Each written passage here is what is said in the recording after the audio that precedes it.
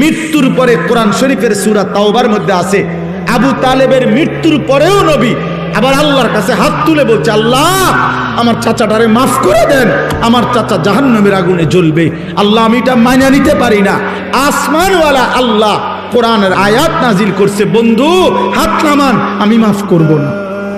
নামান, হাত নামান। খোদার কসম এটা কোরআন শরীফের আয়াত। হাত নামান, আমি মাফ করব না রে বন্ধু। কার হাত নামাইছে? কার হাত বুঝছেন? কার হাত? আপনি বুঝছেন উনি কেডা?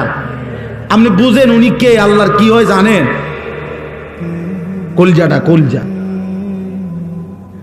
ওই মালিকের কলজার টুকরা এটা।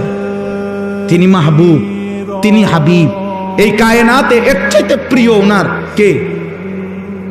তো তার হাত নামাই দিছে বেটা, ওনার হাত নামাই দিছে।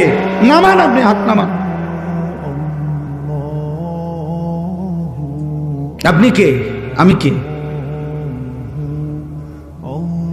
বেশি খামখেয়ালি মনে করেন আপনার। ইব্রাহিম আলাইহিস সালাম কোরআন শরীফে আছে, ইব্রাহিম আলাইহিস সালাম ওনার আব্বা আজরকে জাহান্নাম থেকে বাঁচাবার জন্য কত লক্ষবার যে কাকুতি মিনতি করছে কোরআনের মধ্যে আছে।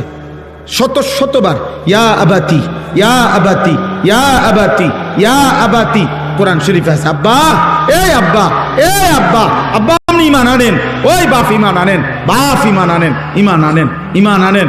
আপনার জাহান্নামের আযাব ধরে ফেলবে রে আব্বা, আপনি শয়তানের গোলামি করেন না রে আব্বা। এইভাবে বলছেন। আসমানওয়ালা বলছে, ইব্রাহিম খলিল হইতে পারো তুমি আমার, আমি তোমার বাপের হেদায়েত দেব না।